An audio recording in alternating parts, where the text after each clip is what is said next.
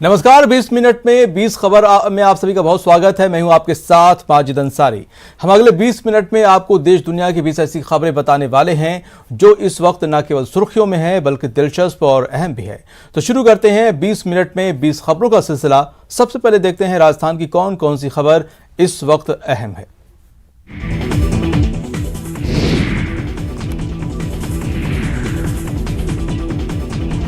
Police ने उसका शव बरामद करने के साथ साथ हत्या के आरोपी किशनलाल सोनी को भी गिरफ्तार कर लिया है। पुलिस का कहना है कि किशन सोनी ने 15 तारीख को ही बच्चे की रस्सी से गला दबाकर हत्या कर दी थी और फिर उसके शव को एक बोरी में बंद कर आईजी के बंगले के पास वाले पोलो ग्राउंड के नजदीक फेंकाया था। पुलिस का ये भी कहना है कि किशन सोनी ने ही 10 लाख की फिरौती के लिए बच्चे का अपहरण किया था।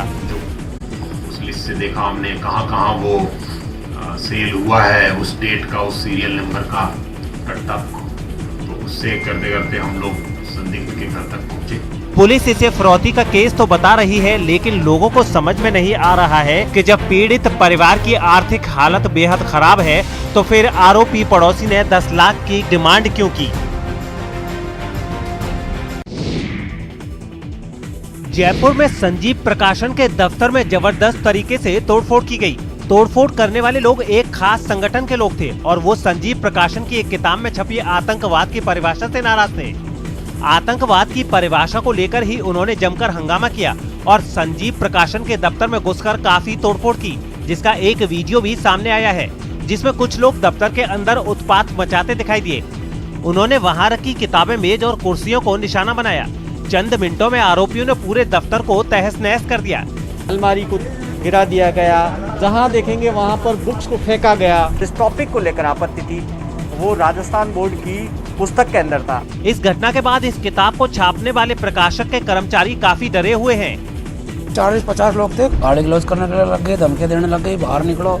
खास बात ये है कि हंगामा और तोड़फोड़ करने वाले लोगों ने किताब में छपे लेख की शिकायत पुलिस से की और इस मामले में कार्रवाई की मांग भी की। 391 नंबर पेज नंबर पर एक इस्लाम के खिलाफ इन्होंने जो एक मुहिम प्रश्न किया है कि इस्लाम से आप क्या, इस्लामी आतंकवाद से आप क्या समझते हैं। इस पूरे मामले के बाद इलाके में पुलिस की तैनाती कर दी गई है। तोड़फोड़ करने के आरोप में 3 कार्यकर्ताओं को भी हिरासत में ले लिया गया है। हाथी के बदले हाथी की मांग कर रहे इन साधु संतों की तस्वीर भीलवाड़ा के विजोलिया से आई हैं। यहाँ आरके कॉलोनी स्थित दिगंबर जैन मंदिर के बाहर अहिंसा के पुजारी हाथी की मौत पर मौन क्यों की तख्तियां लेकर साधु संत धरना दे रहे हैं। दरअसल कुछ दिन पहले सुधा सागर महाराज की पदयात्रा में शामिल एक हाथी को एक ट्रक ने टक्कर मार दी थी और ट्रक की टक्कर से घायल हुए हाथी की बाद में इलाज के दौरान मौत हो गई।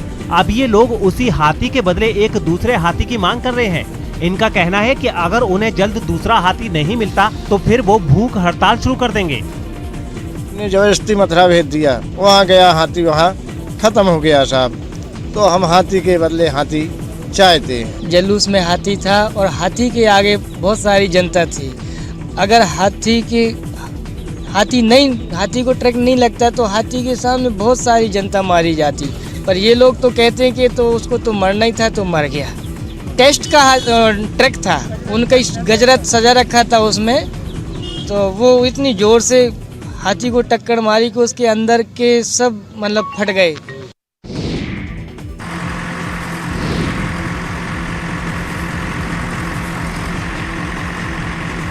जेसीबी मशीन को यूं कबाड़ निकालते देखकर अगर आप ये सोच रहे हैं कि यहाँ की सफाई करवाई जा रही है तो रुक जाइए, क्योंकि यहाँ सफाई नहीं हो रही है। यहाँ तो उस विषधर जोड़ी की तलाश हो रही है जिसकी वजह से टोंक के इस बालिका विद्यालय में जेसीबी मशीन को बुलाना पड़ा है। दरअसल इस स्कूल में पिछले कई दिनों से एक नाग नागिन का जोड़ा घूम रहा है। उसी को देखकर यहाँ बच्चे और शिक्षक सब दहशत में हैं और उसे यहाँ से हटाने के लिए जेसीबी मशीन और सांप पकड़ने वालों को बुलाया गया है ताकि नाग नागिन को पकड़कर जंगल में छोड़ा जा सके। सर यहाँ इन्फॉर्मेशन मिली थी कि एक सांप होने की, तो सांप के सच में आए थे। बगी थाना स्कूल है इसके अंदर सर। क्या कोई सर्च किया सर, काफी मलबा निकाला बाहर, तो हमें कोई सांप होने की कोई आशंका नहीं दिखी सर। हमने पहले मजदूरों से यहाँ पे ये गंदगी निकलवा रहे थे, उसी समय 2 सांप दिखे, फिर 2-3 बार बाहर भी दिखे, तो आज फिर जेसीबी से को बुला करके और इसको बाहर निकलवाने की पूरी कार्रवाई करी। रेस्क्यू टीम को भी बुलाया गया। और इस बीच बड़ी खबर आ रही है जहां पर टोंक में व्यापारी से लूट की वारदात हुई है। निवाई में व्यापारी पर फायरिंग हुई। फायरिंग के बाद 14 लाख की लूट की गई और खंडेलवाल को 3 गोलियां लगी हैं। सत्यनारायण खंडेलवाल पर फायरिंग की गई। व्यापारी गंभीर हालत में जयपुर रेफर किया गया है। जी हां, 3 लुटेरों ने इस वारदात को अंजाम दिया है। बड़ी खबर इस वक्त, टोंक में व्यापारी से लूट की वारदात को अंजाम दिया गया। निवाई में व्यापारी पर पहले फायरिंग की, उसके बाद 14 लाख रुपए लूट लिए।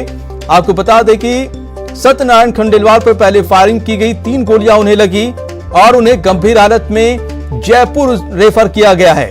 व्यापारी को 3 लुटेरों ने मिलकर इस वारदात को अंजाम दिया है।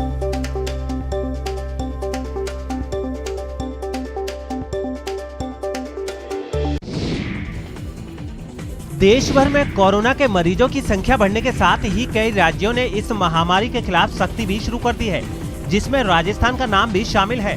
आपको बता दें कि इस वक्त महाराष्ट्र, मध्य प्रदेश, केरल, पंजाब, तमिलनाडु और गुजरात समेत कई राज्यों में कोरोना के मरीज तेजी से बढ़ रहे हैं और यही वजह रही कि राजस्थान में इन राज्यों से आने वाले लोगों की कोरोना जांच शुरू कर दी गई है। सरकार ने सभी रेलवे स्टेशनों और हवाई अड्डों समेत बस अड्डों पर स्वास्थ्य विभाग की टीमें तैनात कर दी हैं। जयपुर रेलवे स्टेशन से सामने आई तस्वीरों में एक तस्वीर में दिखा कि ट्रेनों के पहुंचते ही सबसे पहले लोगों की कोरोना जांच की गई और उसके बाद ही उन्हें स्टेशन से बाहर जाने दिया गया। जांच के साथ ही उन लोगों का ब्यौरा भी लिया गया ताकि अगर किसी की जांच रिपोर्ट पॉजिटिव आई तो तुरंत ही उसे बाकी लोगों से अलग करते हुए उसका इलाज शुरू कर दिया जाए। देश के सबसे ज्यादा प्रभावित 6 राज्यों से आने वाले यात्रियों की राजस्थान के अंदर स्क्रीनिंग करने के बाद में एंट्री दी जा रही। स्वच्छता सर्वेक्षण में बेहतर रैंक हासिल करने के लिए जयपुर ग्रेटर नगर निगम के आयुक्त यज्ञमित्र सिंह देव औचक निरीक्षण में लगे हैं। इसी कड़ी में वो अचानक अपने घर से निकले और अंबेडकर सर्किल पहुंच गए। उनके यूं औचक निरीक्षण की खबर जब अधिकारियों को लगी तो वो भी अंबेडकर सर्किल पहुंचे। निरीक्षण के दौरान आयुक्त यज्ञमित्र को कई जगह पर कूड़े का ढेर भी मिला, जिसके लिए उन्होंने न केवल अधिकारियों को फटकार लगाई बल्कि उन्हें जरूरी दिशा निर्देश भी दिए। नगर निगम के आयुक्त ने वैसे लोगों और संस्थानों का चालान काटने का भी निर्देश दिया जो सड़क पर गंदगी फैलाते हैं और अपने कैंपस की साफ सफाई नहीं रखते। प्रयास ये है कि जयपुर को पिछली बार जो रैंकिंग मिली उससे बेहतर रैंकिंग मिले। आमजन को जो सफाई की सुविधा मिलनी चाहिए वो पर्याप्त रूप से मिले, सफाई प्रॉपर हो। सारी टीम के साथ लगातार कोशिश ये है पार्षदों को, सारी टीम को साथ लेकर स्वच्छता सर्वेक्षण में जयपुर की रैंकिंग को ऊपर लाया जाए। राजस्थान सरकार ने प्रदेश में कोरोना के बढ़ते संक्रमण को देखते हुए प्राइमरी स्टूडेंट्स को राहत दी है और कहा है कि कक्षा 1 से 5वीं क्लास तक के करीब 40 लाख बच्चों को एग्जाम नहीं देना होगा। उन्हें बिना एग्जाम के ही अगली क्लास में प्रमोट कर दिया जाएगा। सरकार ने ये भी कहा कि कक्षा 6 और 7वीं की परीक्षाएं 15 अप्रैल से होगी और इसके लिए जरूरी आदेश भी जारी कर दिए गए हैं। सरकारी आदेशों के मुताबिक कोविड-19 को देखते हुए कक्षा 1 से 5वीं तक के बच्चों को स्माइल 1, स्माइल 2 और आओ घर से सीखे कार्यक्रम के तहत किए गए आकलन के आधार पर अगली क्लास में प्रमोट किया जाएगा। इसके अलावा कक्षा 6 और 7वीं की परीक्षा 15 से 22 अप्रैल तक स्कूल स्तर पर आयोजित की जाएंगी। इसके अलावा कक्षा 9 से 11वीं तक की परीक्षा 6 से 22 अप्रैल तक जिला स्तर पर आयोजित की जाएगी। इन सभी परीक्षाओं का परिणाम 30 अप्रैल को जारी किया जाएगा। आगामी सत्र की पढ़ाई 1 मई से शुरू की जाएगी। 8वीं की बोर्ड परीक्षा के लिए बीकानेर निदेशालय की ओर से अलग से गाइडलाइंस जारी की जाएंगी।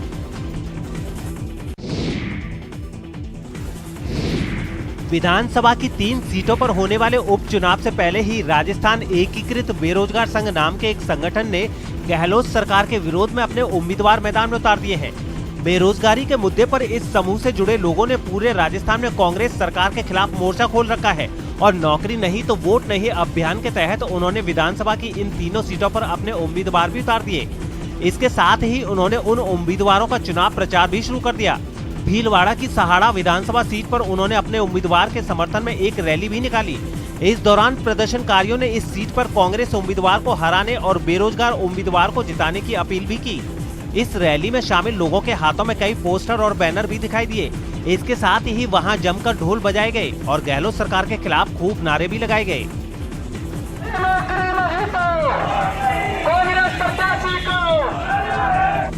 प्रदर्शनकारियों की ये चुनावी रैली कई इलाकों से होकर गुजरी। सहाड़ा के अलावा सुजानगढ़ और राजसमंद में भी इस तरह कांग्रेस उम्मीदवारों के विरोध में प्रचार किया गया। इन सभी सीटों पर 17 अप्रैल को उपचुनाव होने वाले हैं। भरतपुर की ग्रामीण हाट में लगा स्पेशल हैंडलूम एक्सपो मेला धीरे धीरे परवान चढ़ने लगा है।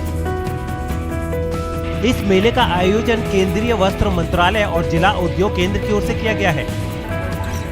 मेले में ग्राहकों के बढ़ने के साथ ही बुनकरों का उत्साह भी बढ़ रहा है और बुनकरों को भरोसा है कि धीरे धीरे और भीड़ बढ़ेगी, जिससे उनके उत्पादकों की भी अच्छी खासी बिक्री होने लगेगी। हमारी खादी की संस्थान है, हमारे पास पूरा टोटली ही आइटम ग्राम उद्योग का है, कपड़ा वगैरह है, वो सारा ही खादी ग्राम उद्योग का आइटम है। हैंडलूम का जो सामान है हमारे पास दरी है, चादरें हैं, बेडशीट है, ये बुनकर की चीज़ है, क्योंकि हम लोग लेकर आए प्रदर्शनी में यहाँ पर लगाया और इसको मतलब बिजनेस मिल सके, क्योंकि मजदूर तो आदमी मजदूर है ही, उसको कोई कारोबार नहीं है, मरा हुआ पड़ा, झाड़ी भी उसकी सीधी नहीं हो रही है, 100-200 रुपये कमा रहा, लेकिन उसको कोई बेनिफिट नहीं हो पा रहा। आपको बता दें कि इस हैंडलूम एक्सपो में करीब 40 अलग अलग वैरायटी की स्टॉल लगाए गए हैं और जूट से बने सामान के स्टॉल पर लोगों की भीड़ लग रही है। इस एक्सपो में जयपुर की कुर्ती और टोंग की दरियों को लोग काफी पसंद कर रहे हैं। यहाँ बाड़मेर की मालाड़ी पट्टू और लवाड़ा दौसा की पंजरी दरी भी लोगों को आकर्षित कर रही है। देश के दूसरे हिस्सों से आए बुनकरों ने भी लकड़ी के जो सामान बनाए हैं उनकी इस एक्सपो में अच्छी खासी डिमांड देखने को मिल रही है। 20 मिनट 20 खबर में अब देख लेते हैं कुछ दूसरे राज्यों की खबरें।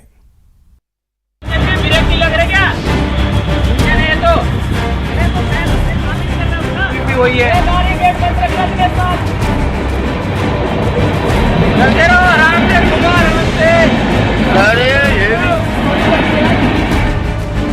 25 किलोमीटर उल्टी दिशा में दौड़ी ट्रेन।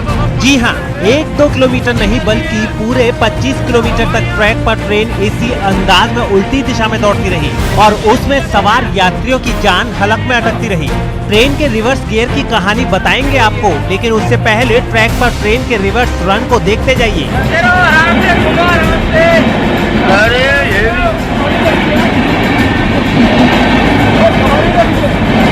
तो सब पैसेंजर भी है, सवारियां।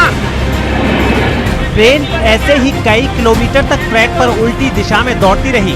जिसने भी ट्रेन को रिवर्स रन करते देखा वो हैरान परेशान होकर इस पूरे वाकये का वीडियो बनाता रहा। ब्रेक नहीं लग रहा क्या?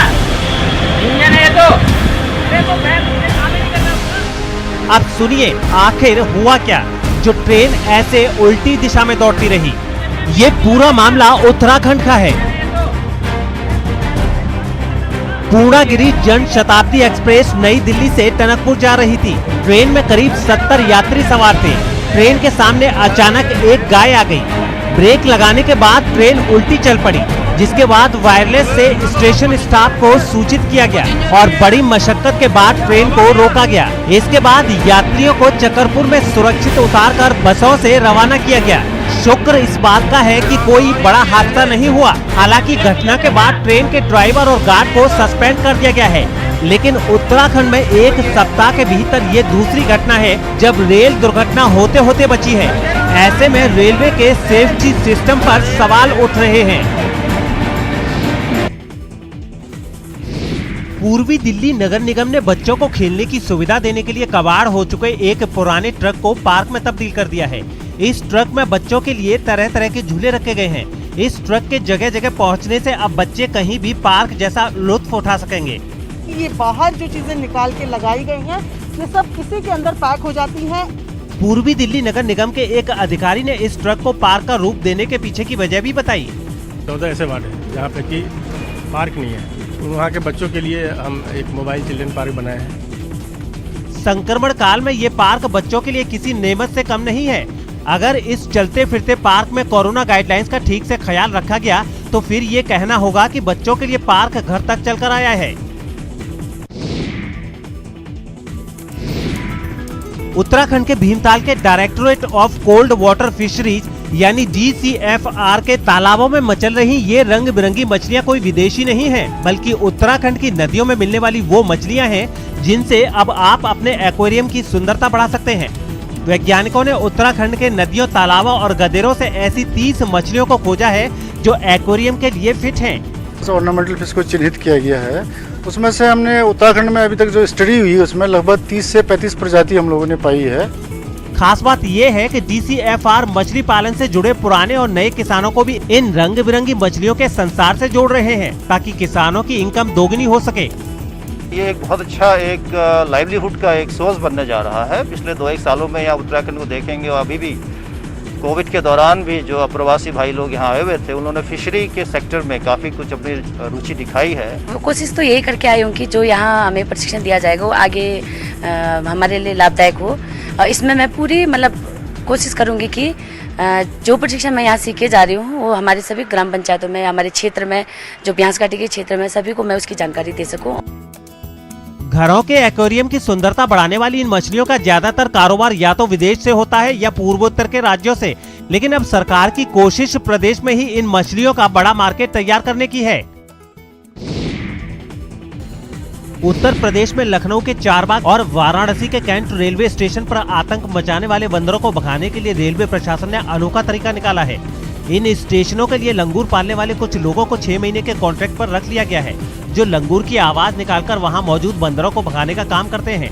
इसकी एक तस्वीर राजधानी लखनऊ के चारबाग रेलवे स्टेशन से भी सामने आई।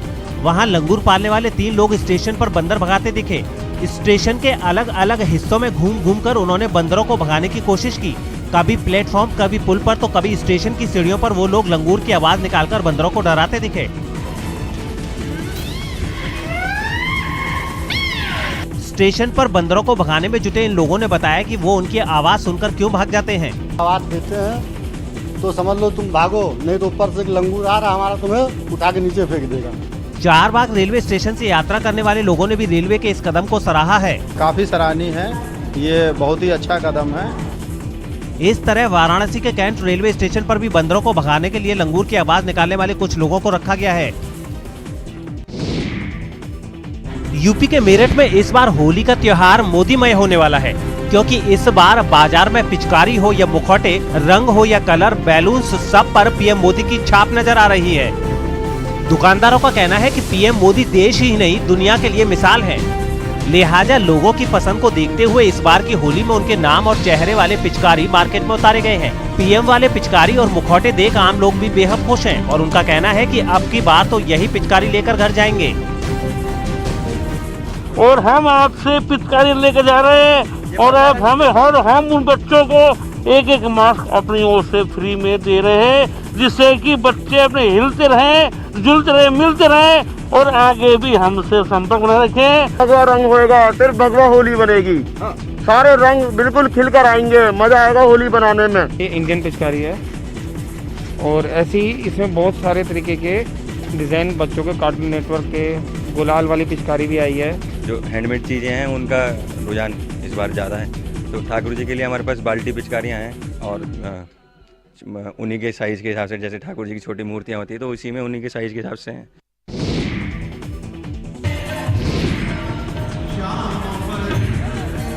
कान्हा की नगरी मथुरा में बुधवार को फूलों की होली खेली गई। गोकुल के गुरु शरणानंद जी के रमण रेती आश्रम में खेली गई इस पारंपरिक होली में प्राकृतिक गुलाब, गेंदा, टेसू के कई क्विंटल फूलों का इस्तेमाल किया गया।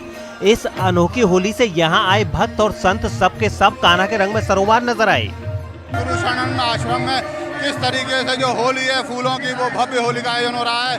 भगवान, भक्त और संतों के बीच में खेले जाने वाली इस होली का आनंद दूर दराज से श्रद्धालु हैं वो लेने आए हुए हैं और आप देख सकते हैं कि श्रद्धालुओं के ऊपर पुष्प वर्षा हो रही है। खास बात ये है कि फूलों की होली के बीच श्रद्धालुओं पर लड्डुओं की भी बरसात हुई और इन लड्डुओं को लपकने के लिए भक्त लालायित भी नजर आए।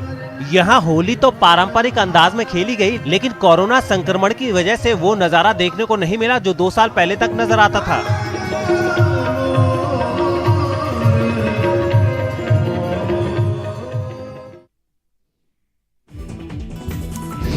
अगस्त 2019 में जम्मू कश्मीर से धारा 370 हटाए जाने के करीब 1.5 साल बाद जम्मू कश्मीर में टूरिज्म पटरी पर लौटता दिख रहा है।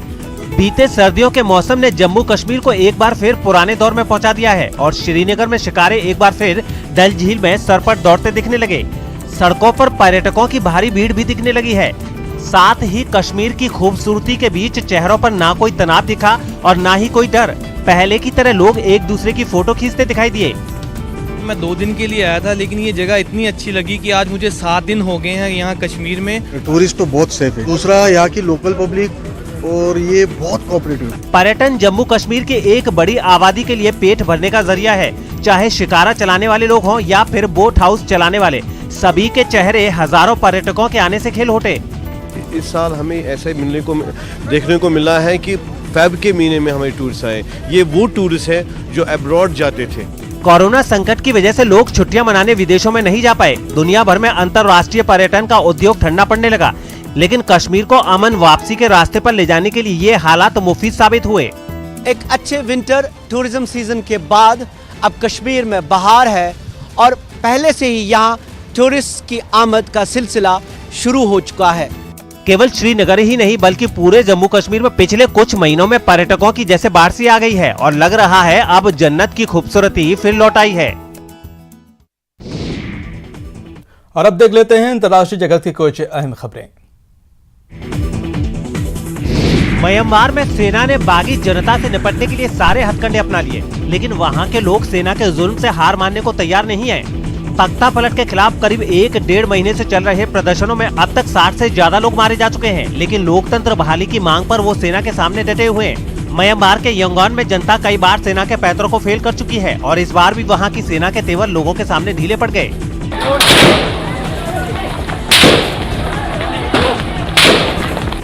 यंगॉन के कई इलाकों में हथियारबंद सेना के जवान प्रदर्शनकारियों से काफी दूर खड़े नजर आए। प्रदर्शनकारियों ने भी उनसे निपटने के लिए पेट्रोल बम और गुलेल जैसे हथियारों को अपना लिया है। इस प्रदर्शन में कुछ लोग हेलमेट पहने भी नजर आए ताकि लाठियां पड़ने की सूरत में खुद को बचाया जा सके। तख्ता पलट के बाद म्यांमार की सेना कई बार वहां खून की होली खेल चुकी है, लेकिन लोगों का जोश हर बार उसके लिए एक नई चुनौती बनकर सामने आ रहा है।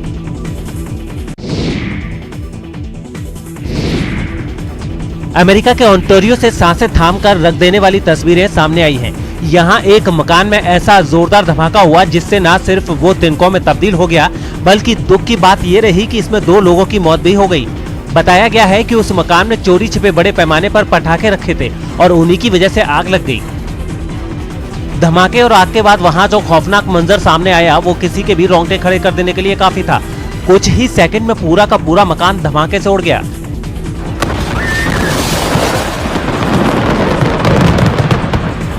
एक और तस्वीर को देखकर तो ऐसा लगा जैसे वहां कोई ज्वालामुखी फटा हो, जो फटने के बाद लपटे चिंगारियों और धुआं उगल रहा हो।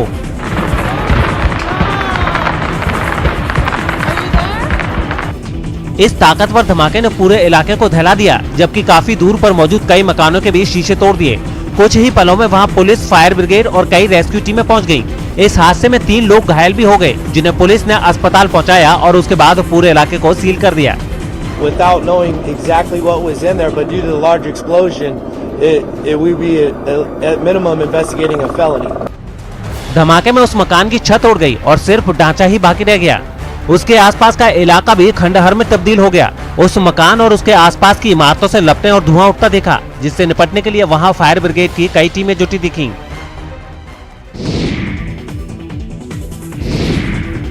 चीन के शासन वाले इनर मंगोलिया में आफत बनकर आए बर्फीले तूफान में फंसे 100 से ज्यादा लोगों को रेस्क्यू टीमों ने अपनी जान पर खेलकर बचाया। तूफान में वहां के कई शहरों में जगह जगह हजारों लोग फंस गए, जिसकी कुछ तस्वीरें इनर मंगोलिया के हुलू नबियर शहर से भी सामने आई हैं। यहाँ रेस्क्यू टीमें भयानक तूफान में फंसे लोगों को निकालती नजर आई। हालांकि इसके लिए उन्हें खूब जद्दोजहद करनी पड़ी, क्योंकि लोगों की गाड़ियां बर्फ के ढेर में छिप गई थी। इसलिए सबसे पहले गाड़ियों के ऊपर जमी बर्फ को हटाने का काम शुरू किया गया। पहले बचाव कर्मी कुदाल से बर्फ हटाते रहे, लेकिन जब बात नहीं बनी तो उन्होंने अपने हाथों का इस्तेमाल शुरू कर दिया। चारों तरफ बिछी बर्फ और हाड़ कपा देने वाली ठंड ने रेस्क्यू टीमों के सामने कड़ी चुनौती पेश की, लेकिन उन्होंने हार नहीं मानी।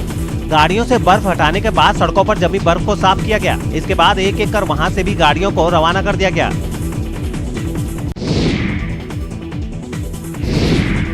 दुनिया को कमाल के रोबोट देने के लिए अमेरिका की मिशिगन यूनिवर्सिटी और कार बनाने वाली कंपनी फोर्ड ने हाथ मिलाया है। इसके लिए 544 करोड़ रुपए से भी ज्यादा की लागत से खास तौर पर बनाई गई एक बिल्डिंग का उद्घाटन भी किया गया।